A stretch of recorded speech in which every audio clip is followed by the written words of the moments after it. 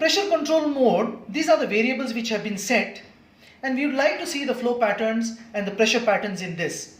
What you can see here as well, the inspiratory time becomes fixed depending on the respiratory rate and the IE ratio that we have set. So for a respiratory rate of 12, breath cycle of 5 seconds, we have asked the ventilator to divide it into 1:3.3, so it thinks that the inspiratory time should be 1.16 seconds. Suppose if we change the IE ratio, what keeps on changing is the inspiratory time. So when we put it as 1:2, the inspiratory time is equally divided, 1:2, 1.67 seconds becomes the inspiratory time. 33% of the total breath cycle is now the inspiratory time. Let's go to see the graphs.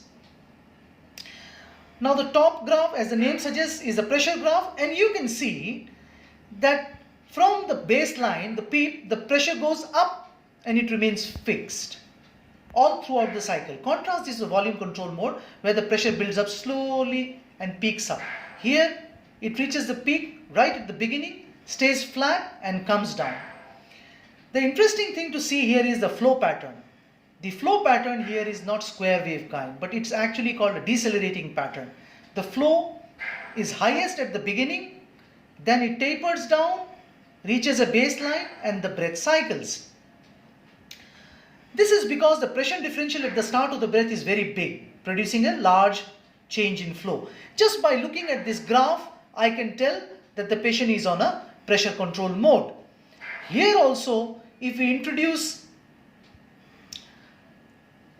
change in rise time, let's see, then something will be appreciable in the graph. Let's say if rise time is 10% of the total breath cycle, the breath will rise slowly. Let's see how it happens. If you can see the rise of pressure, it's more bent here. It's taking a longer time to rise.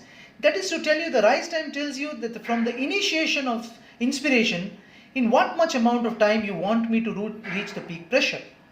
It's not much valuable. Most of the time by default we keep it at 5%.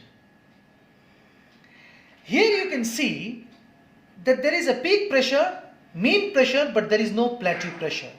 It does not tell you. And why there is no plateau pressure? Because the pressure is fixed. So you can't have a peak and plateau pressure in a pressure control mode.